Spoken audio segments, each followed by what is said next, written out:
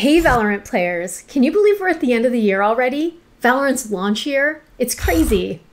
When I stop and look back, it's hard to believe where our team and all of you have taken Valorant in just 6 months. From closed beta to launch to now, any success we've had this year has only been possible because of you, our players and our community. So thank you so much for playing with us this year. Seriously. Hey everyone, my name is Arnar Gylfason. I'm a senior producer on Valorant. With the release of our December patch, I wanted to share where the Valorant development cycle is today, what isn't working for us, and what improvements you should expect from us next year. To start, we need to acknowledge the reality that when you pair a team of our size, around 150 developers, with the multiple things we ship every patch, there's a web of complexity and interdependence that sometimes causes problems. So if a patch goes haywire, there might be 100 different reasons why, and it can be really hard to isolate them. Unfortunately, it's rarely a case of just shipping a simple fix. We've chosen having 2-week patch cycles so that we could be fast and agile in our updates and react quickly to your feedback. Anything longer and we start to get antsy, especially if you have to sit with something really busted for longer than that. But with how patch 1.11 deployed, it's time to pause and account for what we need to do to make sure that we're hitting a sustainable quality bar for you. To explain our development process, let's pick Skye and follow her through our pipeline as she went out in patch 1.11 a few weeks back.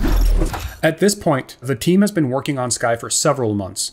This includes gameplay prototyping, design, concept art, visual effects, sound design, voiceover, localization, texturing, and of course, gameplay programming.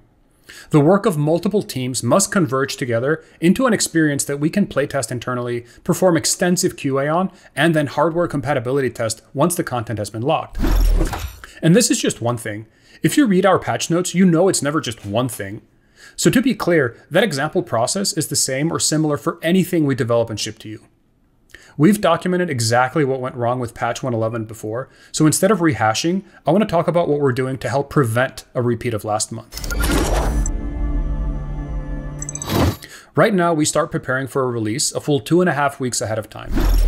It starts with feature freeze, a signal to teams that they should hold off on any large or risky additional submissions to the build. That continues until we do a branch cut, the process of fully locking down a release candidate.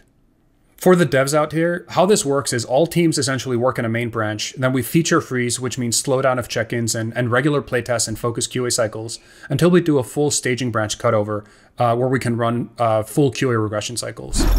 So one solution at this point is to be stricter about our feature freeze targets and better at identifying potentially risky game additions one full development cycle ahead of release. This allows us to call for more testing, changes to risk mitigations, or any other adjustments to our plans to just ensure a solid release. But back to the release candidate. Currently, the time between the cut for a release candidate and getting it to you is 2 working days. That's 2 days to identify any release blockers and address them.